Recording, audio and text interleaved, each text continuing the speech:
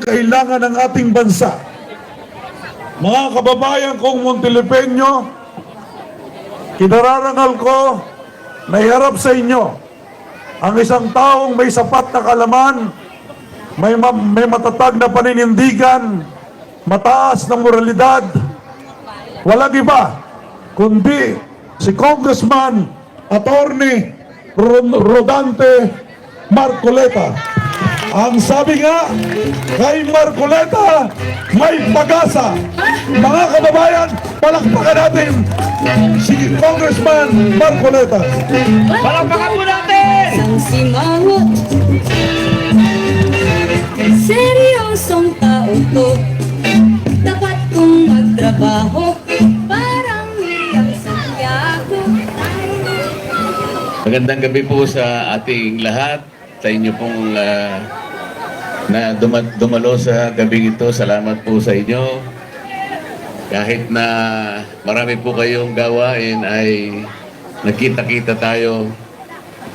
Isang napakalaking karangalan po na makita namin kayong lahat ngayon. Nandito rin po yung aking mga kasama sa PDP Laban, si Atty. Bondok, kumakandidato ring senador ng ating bansa. Si Atty. JB Hinlo, kasama ko rin sa PDP Laban, makandidatong senador. Mga representatives po ni Pastor Kibuloy, si Atty. Torion nandito. Representative po ni Senator Bato, ang kanyang kapatid.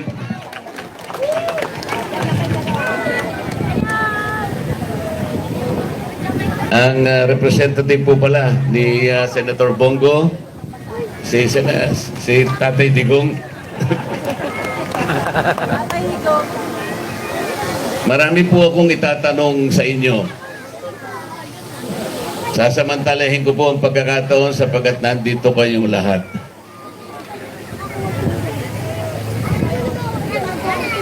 Mura po ba ang bilihin ngayon? Hindi, napakamahal. Mura po ba ang bigas? Maginawa po ba ang ating buhay ngayon? Hindi. Napakamura po ba ng kuryente ngayon? Hindi. Baka naman ang gamot, napakamura po. Eh yun pong pagpapa-hospital, murang-mura po, hindi po ba? Nakakalakad po ba kayo sa gabi ngayon na hindi natatakot? Hindi. Ang mga kriminal po'y kumonti po ba ngayon? Dumami. Nawala po ba yung mga baha? Nandyan. Gumanda po ba yung traffic natin? Mas lumala. Alam po ninyo kung bakit ko tinatanong sa inyo ito? Sapagkat sa lahat po ng mga lugar na pinupuntahan namin, ito pong kahirapan ng ating bansa ang palagi pong isinusumbong sa amin. Ang sabi ko naman po sa kanila, nagkaganito po tayo dahil sa mahabang panahon, hindi po ninyo masyadong pinili yung mga senador na inyong ibinoto. Ang mga iba po'y naging pabalik-balik na lang.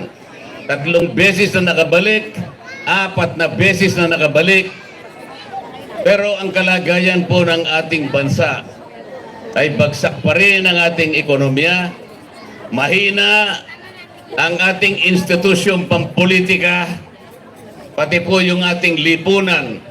Alam po ninyo, napakahina ng pundasyon na kanyang kinalalagyan. Etong nakaraang araw, nabigla po tayong lahat at alam ko marami sa inyo ngayon, kung hindi man lahat, ay labis na nalulungkot sapagkat nilapastangan ang pagkatao at karapatan ng dating Pangulong Rodrigo Duterte. Napakahirap pong tanggapin isang Pilipino, isang naging dating Pangulo ng ating bansa. Ni isang kaso po ay walang isinampa laban sa kanya dito sa ating bayan. Wala po silang isinampa. anumang kaso, anumang habla. Mula nung siya'y nanungkulang mayor hanggang siya'y maging Pangulo ng ating Republika. Kamukat-mukat mo, bigla na lamang siyang dinukot. Bigla siyang nilipad sa isang malayong bansa. Malayong-malayo sa atin ngayon. Nag-iisa siya. Walang kasalanan. Ipinagkanulo ng sariling pamahalaan. Ang lalo pa pong mahirap tanggapin, mga kababayan, itong hukuman na pinagdalhan sa kanya,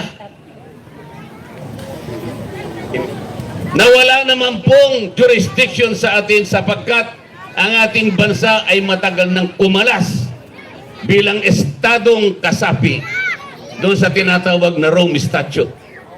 Hindi na po tayo kasali doon. Pinipilit pa nila na usigin at hatulan ang isang taong walang kasalanan.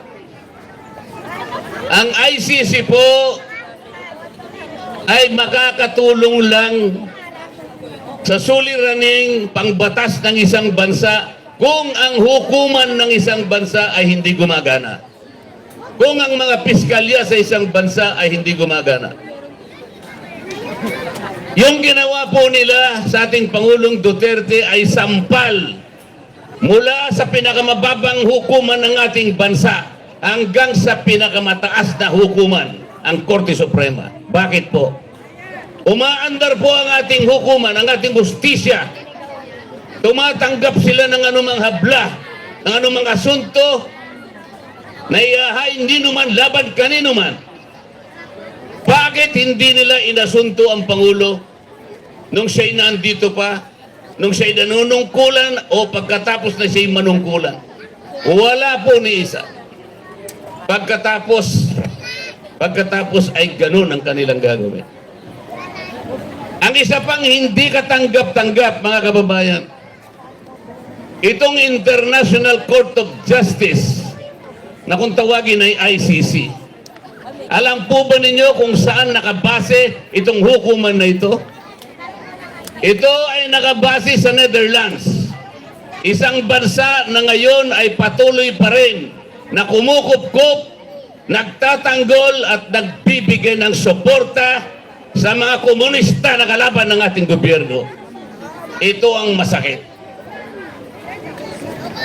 Masahol pa po kay Dr. Jose Rizal ang ginawa nila kay Tatay Digong. Bakit po?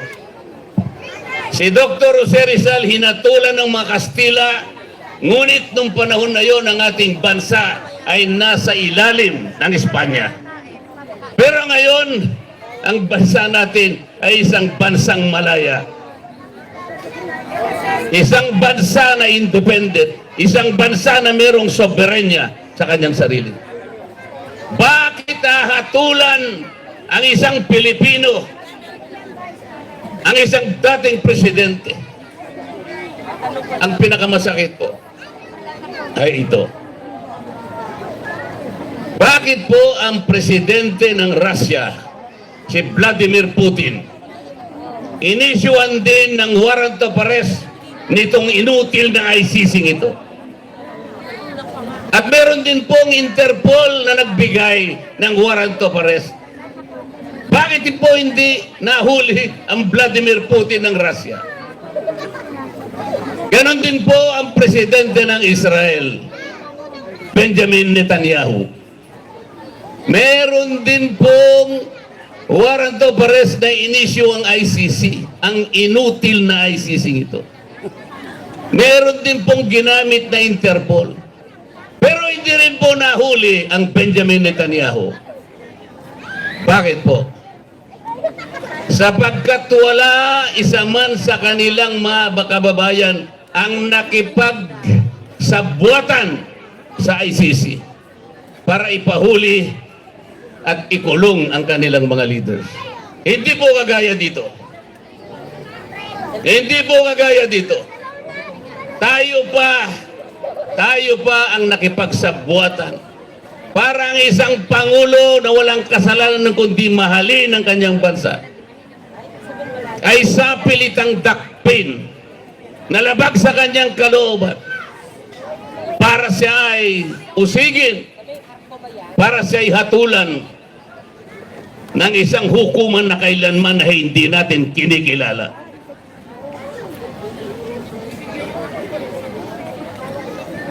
Isipin po ninyo kung ano ang demandang binasa sa Pangulong Duterte.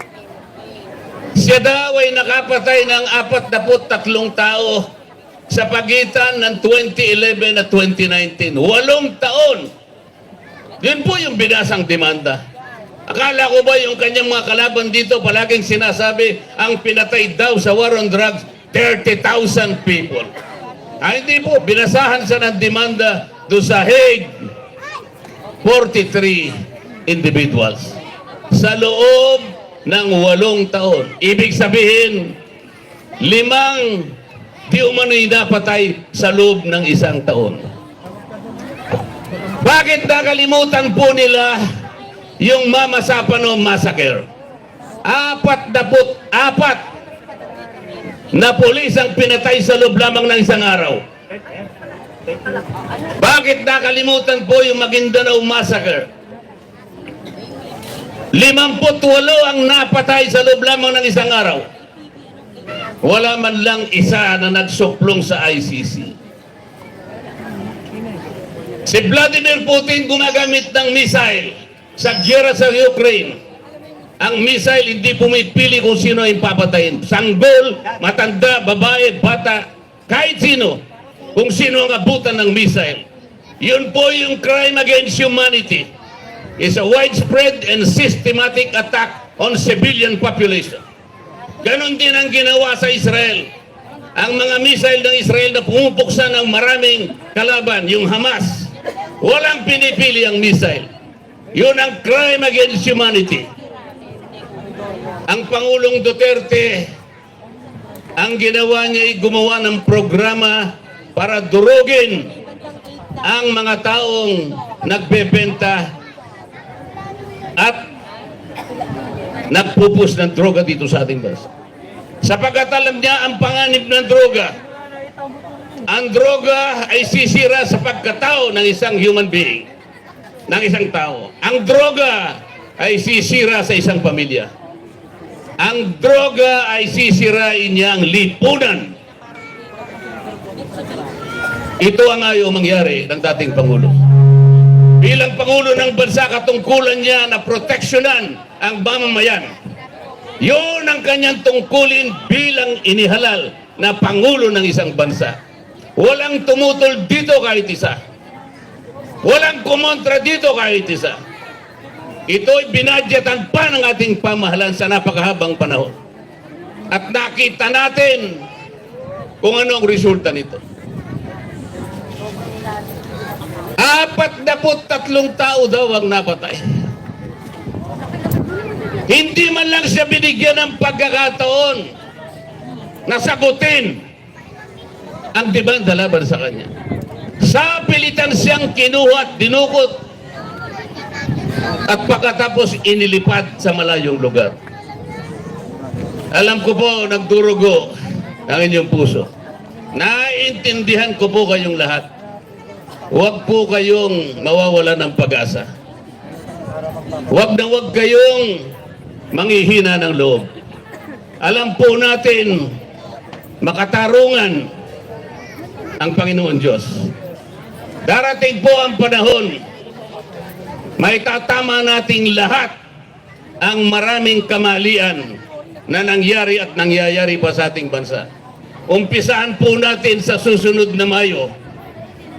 Magkakaroon po tayo ng eleksyon. Tandaan po ninyo yung mga sinabi natin. Kilala po ninyo kung sino-sino yung mga senador na kumakandidato. Yung nasa kabila, hindi man lang kumikibo. Hindi man lang sila nagalit sa ginawa sa dating Pangulo. Walang kibo sila. Sapagkat kahit papano, sangkot sila doon sa layunin na tanggalin o dalhin sa ibang bansa ang dating Pangulo. Sangkot din sila o may kaalaman din sila sa pag-i-impeach sa Vice President. Kapag ka po sila ay nanalo, maliwanag pa po ito sa sikat ng araw. Kapag ang team na yan ay nanalo, tuloy-tuloy na po nilang tatanggalin ang Vice President. At maaaring hindi na rin makabalik ang Pangulong Duterte dito sa ating bansa kapag sila ang nanalo. Sa makatuwid, sinisimplify ko na po sa inyo. Kung gusto ninyo na lalong tumaas ang presyo ng bilihin, lalong humirap ang ating buhay, lalong humina ang ating institusyong pampolitika, matatanggal ang Vice President, ikukulong nila Pangulong Duterte, iboto nyo ang team na yon. Gusto nyo ba? Hindi! Ngunit, meron po kayong magagawa.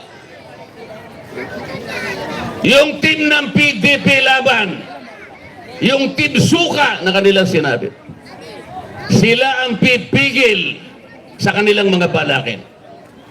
Hindi pwede na matanggal ang Vice President. Gagawa ng paraan ng PDP laban para pigilin ang kanilang balakin. Ang PDP laban ang gagawa ng paraan para maibalik ang Pangulong Digong dito sa ating bansa sa lalong madaling panahon. Yes! Ibalik! Bring him back! Kailangan po iboto nyo lahat ang team ng PDP laban. Yes! PDP! 16 po na boto ang kailangan sa Senado para tanggalin nila ang Vice President. Kapag nagawa po nila yon, maniwala po kayo sa akin. Baka ni makangiti ay hindi na tayo makangiti. Baka wala na po tayong ikaliligaya sa bawat araw ng ating buhay. Baka lalong dumilib ang ating kinabukasan. Sa makatwid, alam na po natin ang gagawin natin.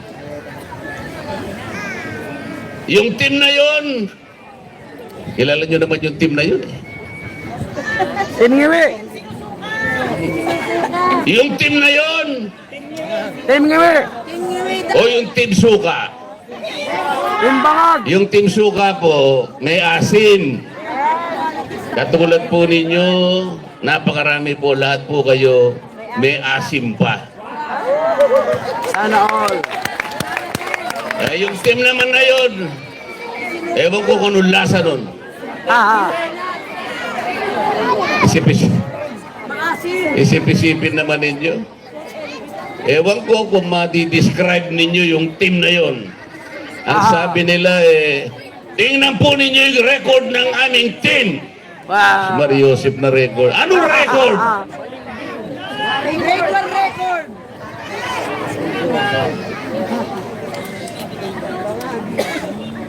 Tinitingnan niya ako eh. So, mga kababayan, salamat po sa pagkakataon kami nakapunta sa inyong lugar. Salamat po sa pagkakataon nakapagsabi kami sa inyo ng aming saloobin. Pero higit sa lahat, gusto po namin gumawa ng isang bagay na makapagpapabago sa kasaysayan ng ating bansa. Napakahirap po ng ating bansa sa ngayon, kaya pagtulungan po natin ito. Pagtulungan po natin ito. Huwag po nating kalilimutan ang ginawa nila kay Tatay Digong. Tama! PRRD is the image of sacrifice and courage. PRRD is the symbol of our honor as a free, brave, independent, and sovereign nation. PRRD is the unifying force so that we can regain and restore the dignity, the rectitude, and the majesty of our laws. Ito po yung gusto namin gawin. Ito po ang gustong gawin ng PDP laban. Hindi po namin kayo bibiguin. Ituloy po natin ang laban. Ilaban po natin. Let us protect and defend our nation. Let us bring back President Rodrigo Robo Duterte. Maraming salamat po. Para sa tunay na pagbabago,